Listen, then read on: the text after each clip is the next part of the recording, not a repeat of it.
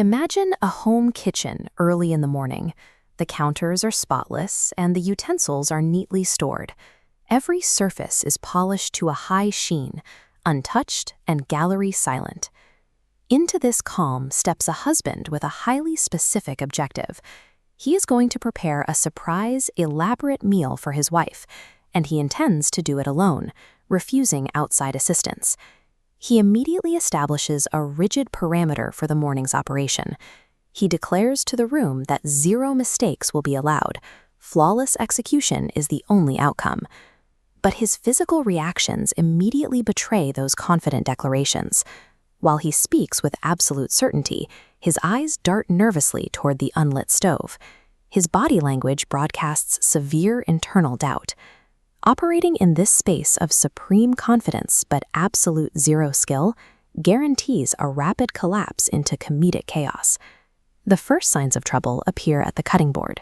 He approaches the vegetables under the distinct impression that passively watching hours of high-end cooking shows has magically transmitted professional culinary abilities into his hands.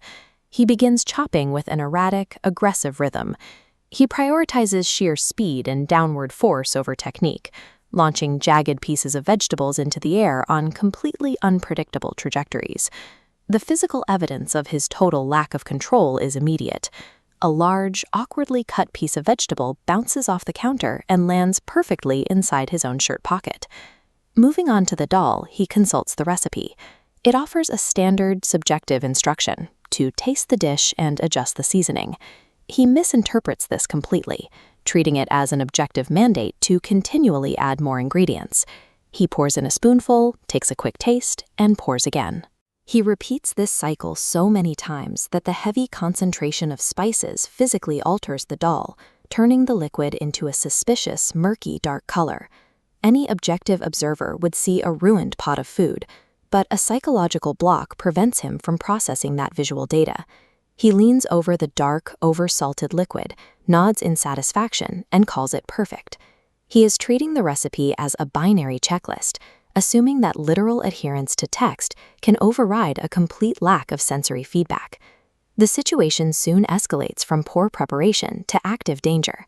A casual phone call pulls his attention away, and he leaves the active gas flame unmonitored. Without supervision, the heat beneath the pan spirals rapidly out of control. He turns back around just in time to see a massive pillar of smoke rising from the stove. Panic sets in. He attempts to blow the smoke away with his breath, which accomplishes nothing. Then he grabs a nearby newspaper and flaps it aggressively at the pan, effectively fanning the disaster. When the smoke finally clears, the main course is visibly charred. Yet his ego aggressively rejects the reality of the situation. He simply refuses to accept that he has ruined the dish. He immediately pivots to a creative rationalization. Looking straight at the burnt remains, he claims the heavy smoke was entirely intentional, a high-end culinary technique that restaurants charge a premium for. When confronted with a catastrophic mistake, he avoids the difficult path of admitting defeat and chooses to rebrand his failure. He alters reality to protect his pride. The chaos eventually concludes in the dining room.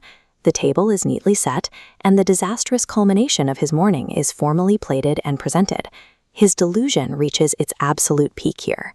Standing tall with his arms crossed, he proudly boasts to his wife that the meal was forged with his own hands, his heart, and deep love.